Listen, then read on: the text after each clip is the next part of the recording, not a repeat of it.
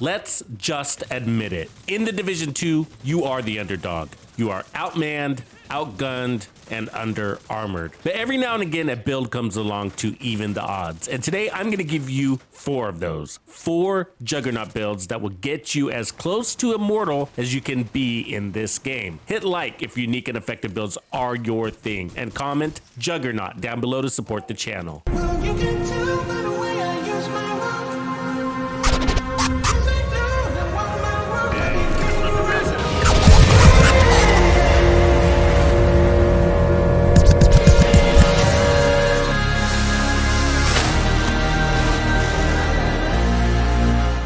Hey Bandidos, I have 4 Juggernaut builds for you today. Recreated and tuned these in this live stream until they were just right. If you want to join us in the build lab live, be sure to also follow me on Twitch. A Juggernaut build is more than just being heavily armored. A Juggernaut is destructive and unstoppable. And it's all of these things that gives the Juggernaut the impression of being immortal. Each of these 4 builds I've shared with you in this video offers something unique and offer different degrees of tankiness and destruction on the Juggernaut spectrum. I'm going to cover all the pros and cons of each Juggernaut build and rank them by survivability and how true they play to the Juggernaut concept. But remember, the best one for you will ultimately be based on your playstyle and skill level. As a build requirement, the Juggernaut must have a full set of blue armor cores. But to be unstoppable, the builds must be able to access a larger pool of armor than just the base armor. These builds offer repair, regen, armor on kill, or bonus armor to accomplish that. All these Juggernaut builds rely on their primary weapon. I have chosen assault rifles and shotguns, mainly the Kingbreaker AR, the Chameleon Exotic AR, and the Rock and Roll ACS shotgun. If you don't have or don't prefer these weapons, then just equip something different. These weapons fit the builds nicely, but aren't the only way to go. Also, we're not using the Bulwark shield. That shield would be virtually indestructible with any of these builds, but because it limits use to a sidearm, it doesn't fit the build series. There are sidearm Juggernaut builds, but we will capture those in a different build series. Build 1 is built on 4 pieces Foundry and is the tankiest of the series. This build offers the highest base armor of the series and features the best recovery overall. Simply put, it's the tankiest. In exchange, it puts out the least damage, leading to a longer time to kill than the other Juggernaut builds you're going to see. One of the things that stands out about this build is that you get crazy survivability without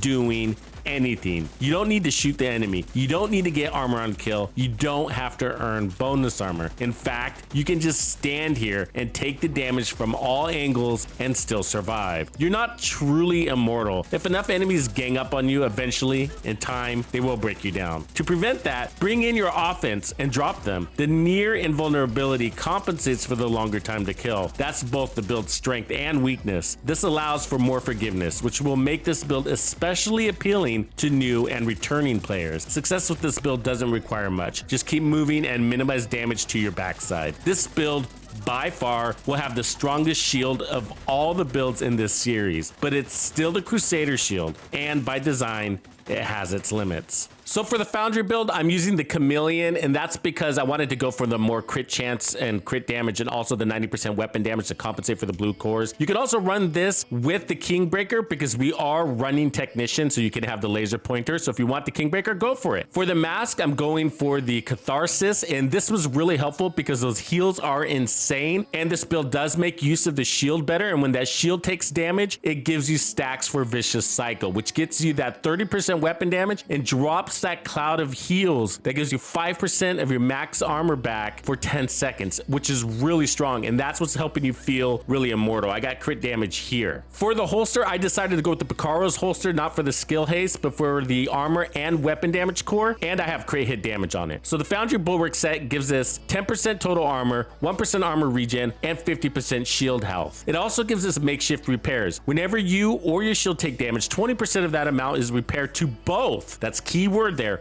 to both over 15 seconds. And that's why this build has the strongest shield and best rate of recovery, because not only the regen, but both your shield and your body are taking that recovery from makeshift repairs. So I have armor and crit damage, and then by running the chest, we have an improved makeshift repairs. So increasing makeshift repairs from 20% to 30%. So it's 10% more, which basically is more heals per second. Now I'm also running the backpack to go even tankier. We have armor, crits again, and then the talent on the backpack increases makeshift repairs speed from 15 seconds to 10 seconds. Again, more heals per second, which helps you feel invulnerable. We got the gloves with armor and crit damage, and we got the knee pads with armor and more crit damage. So all in, we're gonna be at about 55% crit chance with the chameleon's buffs, and we're gonna be at 191% crit hit damage with the chameleon buff. And remember the 90% weapon damage from the chameleon buff also. So we're running technician. The real reason why we're running technician is so that we can have the artificer hive, officially making this shield the strongest that it can possibly be at 5.3 million total shield health value. But the artificer hive is going to be healing the shield, and that's why we're running it. You don't have to do anything, you just have to have it equipped to your body, and it's going to automatically heal your shield. Build number 2 is built on 4 pieces of Heartbreaker. This is the most balanced of the series, extremely easy to use, and plays out to be the closest to a true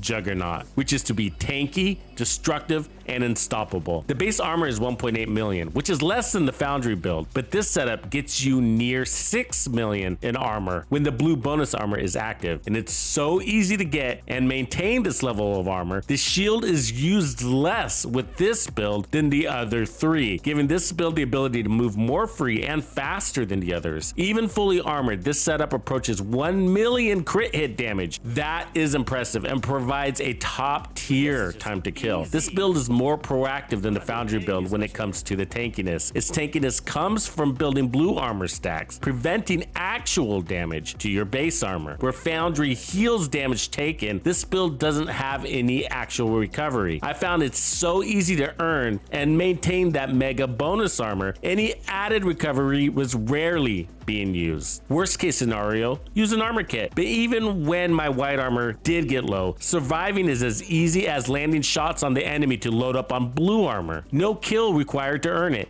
And again, very easy to maintain. So with the Heartbreaker build, we're also using Technician, and that's so that I can have the laser pointer mostly. With this one, I'm going Kingbreaker. I got a crit mod, I got the laser pointer, and then I'm also running the Omega Suppressor for 20% more stability. That's very helpful for me. And then I got damage to targets out of cover, and this is giving us 20% amp damage to pulse enemies. And again, this laser pointer is pulsing those enemies. I'm running 4 pieces of Heartbreaker, which is giving us 15% assault rifle damage, more handling, as well as Heartstopper, and that's what we're after. So weapon hits on pulse enemies add a stack of 1% bonus armor, 1% damage, up to 50 stacks. So that's 50% weapon damage and 50% bonus armor. 2 stacks are lost each second. Keep that in mind, but really easy to maintain. All you got to do is be shooting. So core attributes are armor, and then I got crit damage, crit chance, and then you want to run the chest with this. It's going to increase those stacks from 50 to 100. So now we're at 100% weapon damage. That's crazy. I'm also running the backpack, and we got armor and crits, and the backpack is giving us 200% bonus armor. So 200% bonus armor, which is insane, helping us get almost 6 million in total armor. The gloves are armor and crit chance, and the knees are armor and crit chance also. And then for the holster, I'm running an improvised holster, but you could also just run a Cheska holster here with armor. So keep that in mind. It does not have to be improvised. You could also do Gruppo if you wanted, or a Picaro holster. I got crit damage and crit chance. And my mask is a Gruppo holster with armor, and that's giving us crit damage, and I got crit chance mod there with more crit damage and crit chance. So all together, we are at 56% crit chance and 120% crit damage. For this one, you definitely want to be running the rock and roll shotgun or just an ACS shotgun, whatever, so that you can get those stacks really easy. It's almost a requirement in order to get that survivability that you need. I'm also using the defender. So the defender is is giving us a damage reduction of 26%. That's making our bonus armor last even longer. And then I am using the Crusader shield. It is a tier 6 shield with 4.7 million in armor. What's cool about this build is we don't have to rely on it so much, which is why I am not running to Artificer Hive. Build 3 is built on 4 pieces of Umbra, and I must say is the most interesting of the series. That's because it is blended with many Juggernaut attributes. The destruction is coming from over 250% crit hit damage, almost 1200 RPMs, 120% weapon damage bonuses, and additional damage that scales up with the number of enemies in our face. It offers 11% armor regen for fast recovery, nearly 1.2 million bonus armor per kill, and that's stackable. It also has 52% protection from elites. This Juggernaut has a lot of mechanics, which is both its strength and weakness. You have to remember to get in cover from time to time to get those offensive stacks. Use this shield for damage bonus, and although it moves quickly and freely because of the bonus armor, that bonus armor is earned on kill. Good news is that it's easy to do with the time to kill it has. And if you need to regen your white armor, also really easy to do and fast. All right, for the Umbra Juggernaut, I decided to go with Firewall, and that's because I decided not to run the Kingbreaker because I wanted to go for really high RPMs. But you can run the Kingbreaker, and if you do, you probably want to go with Technician for the laser pointer. I wanted to go with Firewall because it equals more damage. It gives us the Striker shield, and since we're going to be using the shield a little bit more with this build, we get a stronger shield because we get better mods with Firewall. And so this shield is at 4.7 million, but what's really great about this tier 6 shield is that we're getting 12% additional damage bonus per enemy standing in front of us. So if you got 5 enemies, that's 60% more damage. So Umbra Initiative is giving us crit hit chance and 30% reload speed. That's amazing. And it gives us from the shadows into the light for the 4-piece bonus. So basically, it's giving us crit chance in RPMs and regen. I'll give you the stats on that in a second. But we got armor, crit hit damage, and protection from elites, which is different than the other builds. So we had so much damage on this one, I decided to load up some protection from elites for added survivability. So from the shadows, this is going to increase the stacks to 100 from 50. What that means is we're going to have 100% crit damage, 30%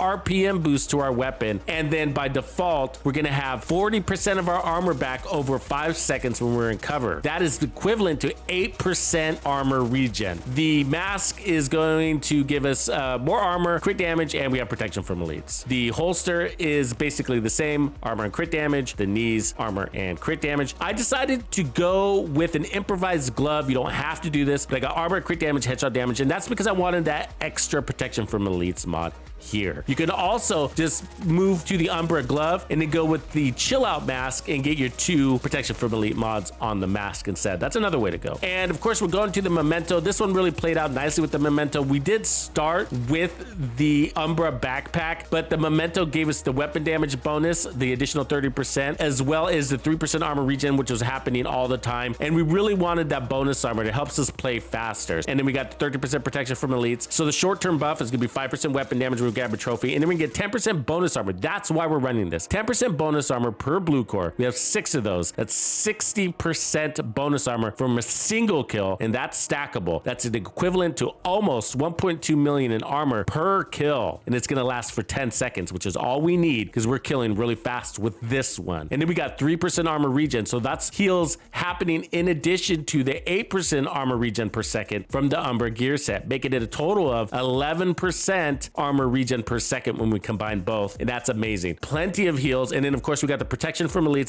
that's protecting the bonus armor as well as our regular armor. So for the skills, I'm running the Defender drone, which is also protecting us, just like the protection from elites is. But looking at the stats, our base crit chance is 50%. The chameleon is going to give us another 20, but we'll top out at 60%. And in crit damage, we can get 50% from the chameleon, so that puts us to 150% crit damage. And then the gear set is giving us another 100%, so that pushes us to 254%, and we're gonna have the RPM boost pushing us to almost 1200 total RPM. Build 4 is built on 4 pieces of Striker. This Striker Juggernaut is basically the polar opposite of the Foundry Juggernaut, where Foundry is an unstoppable tank by design. Striker is unstoppable destruction by design. It hits over 1.2 million on crit with nearly 10 million DPS. It requires 200 stacks to get that damage, which is both harder to reach and harder to maintain than the others due to the sheer quantity quantity and how the stacks degrade with the set. With more power comes more responsibility with this Juggernaut. The tankiness is based on the damage. It has 1.9 million starter armor, but that doesn't last very long, as you know by now. The larger armor pool comes from bonus armor earned on kill, which is nearly 1.2 million in bonus armor per kill. The white armor is repaired by the 3% armor regen, which is over 52,000 heals per second. That's sufficient. Because kills are more essential to the survivability of this build, it is less forgiving and requires a little more skill and situational awareness than the others. So although Striker is all offense with no added defense by design, it works as a Juggernaut because the largest component to survivability outside of player skill is time to kill. So with the Striker build, I decided to go with the Kingbreaker. Felt really good with this one. You could also go with the Chameleon. And so I went with Technician because of that. And then that's giving my Kingbreaker the laser pointer. Otherwise, I have the same mods as earlier, stability and crit chance. And then of course, this gives us that 20% amplified damage to pulsed enemies, which is happening because of the laser pointer. We're running 4 pieces of Striker, which is giving us 15% weapon handling, 15% rate of fire, and Striker's Gamble, which is basically giving us 100 stacks of total weapon damage. We're gonna have up to 200 stacks because of the chest piece. So it increases the stacks from 100 to 200. And they start to degrade faster when you get over 50. So you get 2 stacks lost per second when you're over 50, and you can get 3 stacks lost per second when you're over 100. So we got armor and crits on the chest piece. The mask is basically the same. Armor and crits, and the gloves, armor and crit damage, and the knees, armor and crit damage. I decided to go with the Picara's holster so I can get armor and weapon damage. We're not really using the skill haste, but the crit chance we are using. And then I decided to run with the Memento. So we tried Bloodsucker on this. The Memento, of course, just added more value because the bonus armor was just easier to get and easier to stack. And then we're getting to 30% weapon damage in addition to that. And since all the benefits are earned on kill, the Memento just makes sense. So the strength of Striker is its killing ability. So we're leaning into that with the Memento. So we're getting rewards on kill because that's what Striker does best. We're getting 60% bonus armor on kill, 3% armor regen, which is sufficient. The bonus armor is almost 1.2 million per kill, and we're stacking that. And of course, the 30% weapon damage and skill efficiency. We're running the Artificer Hive on this one, but you can also run the Defender Drone if you're not relying on the shield so much. And remember, there's no additional added survivability outside of that Memento to this one. So you need this as an extra layer of protection. And so 4.7 million in health. It is a tier 6 shield. As far as crit values, we're a little bit lower on this one, but that's okay. We're working off that total weapon damage. We got a lot of stacks there. So we got 39% crit hit chance and 93% crit hit damage. I have these proportioned exactly where I need them to be. I know you want to know my favorite, and I must say it's a tough choice, but being critical, I gotta say the Heartbreaker set makes the best Juggernaut. It's super strong in all the areas. It's the easiest to use and relies on the shield the least. The time to kill between builds 2, 3, and 4 are so close. In game, it's indistinguishable to detect which one is actually faster. And with that being the case, the easiest to use with the highest level of added defensive survivability takes the cake. So Heartbreaker is my favorite. Which one are you going to build first? Hey, if you're looking for a nicely balanced tank DPS build, watch this video next.